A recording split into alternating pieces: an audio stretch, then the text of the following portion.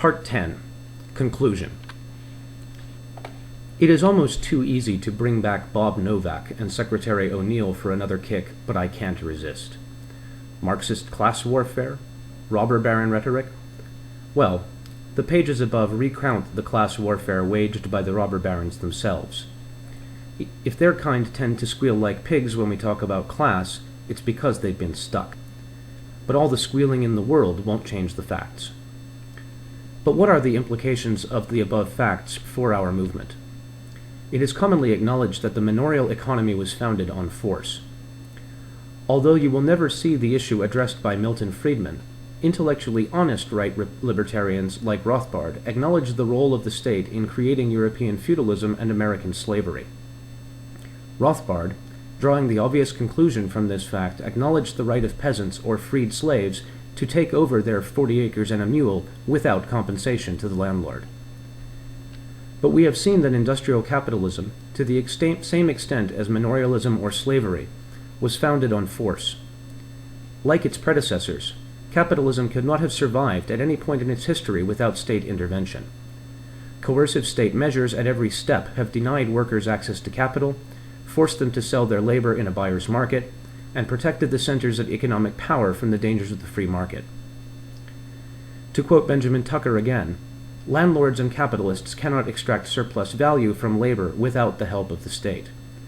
The modern worker, like the slave or the serf, is the victim of ongoing robbery. He works in an enterprise built from past stolen labor.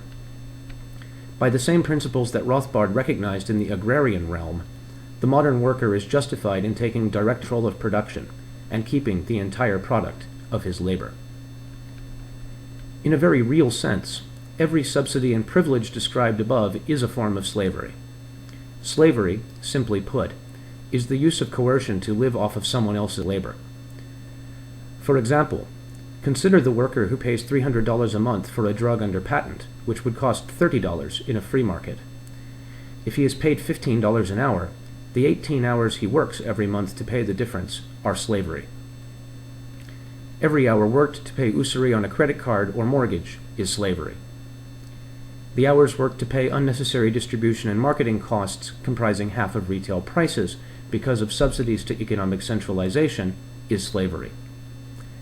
Every additional hour someone works to meet his basic needs because the state tilts the field in favor of the bosses and forces him to sell his labor for less than it is worth is slavery. All these forms of slavery together probably amount to half of our working hours. If we kept the full value of our labor, we could probably maintain current levels of consumption with a work week of 20 hours. As Bill Haywood said, for every man who gets $1 he didn't sweat for, someone else sweated to produce $1 he never received. Our survey also casts doubt on the position of anarchist social democrat Noam Chomsky, who is notorious for his distinction between visions and goals. His long-term vision is a decentralized society of self-governing communities and workplaces, loosely federated together, the traditional anarchist vision. His immediate goal, however, is to strengthen the regulatory state in order to break up, quote, private concentrations of power before anarchism can be achieved. But if, as we have seen, capitalism is dependent on the state to guarantee its survival, it follows that it is sufficient to eliminate the statist props to capitalism. In a letter of 4 September 1867, Engels aptly summed up the difference between anarchists and state socialists. They say, abolish the state, and capital will go to the devil. We propose the reverse. Exactly.